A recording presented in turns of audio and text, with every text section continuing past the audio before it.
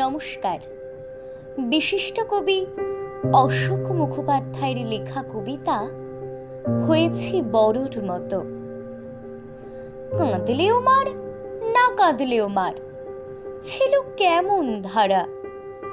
যত অন্যায় সাজাও ততই জেনেও যেত পারা। উদাহরণ অনেক আছে, কয়খানা দি বলো? তোমরা যারা বসে আছো পিছিয়ে একটু চলো। 5 বছরের পরের থেকেই দুষ্টুমি বেশ করি।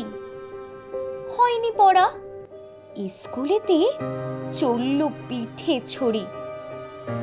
জামা খুলতেই মা বলল, পিঠে কিসের দাগ? হয়নি পড়া, শিক্ষক তাই মিটিয়ে নিলেন রাগ। আমতা আমতা করছি আমি, ব্যাগের মধ্যে স্কেল। হাতটা মাঝেই ঢোকালো, ভাবছি হেড না টেল। মাথায় মারবে নাকি আমার গরম করবে পাছা? বাঁ হাত দিয়ে ডান হাত ধরা যায় কখনো বাঁচা? দিদি বলল, কানটা মোলে দাও এবারে ছেড়ে। ম্যাজিক হলো, দিদির কথায় 2-4 ঘা মেরে।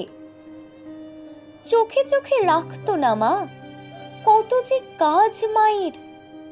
নজর রাখতো আমাকে বেশ, পাড়ার লোকে গাঁয়ের। পান থেকে যেই চুন খসত, কি ধমকের পালা। কি করেছি মায়ের কাছে যেত নালিশ ডালা।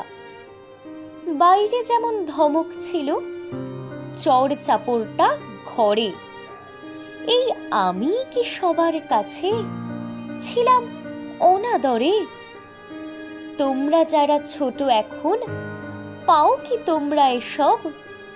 হয়েছি বড়, আমার ঘরে দেখি না আর এসব। ঠিক আমাদের পাড়ার মধ্যে জল থই থই পুকুর।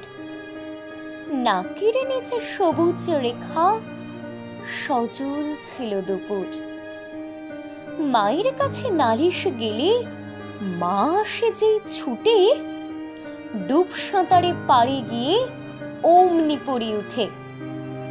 কত রকম শাস্তি পেলাম, কত রকম ধারায়। আমি ছিলাম পাড়ার লোকের চোখের তারায় তারায়। আজকে বুঝি ছিলাম বলেই হয়েছি বড়োর মতো। মায়ের শাসন, পাড়ার শাসন না থাকলে কি হতো? নমস্কার।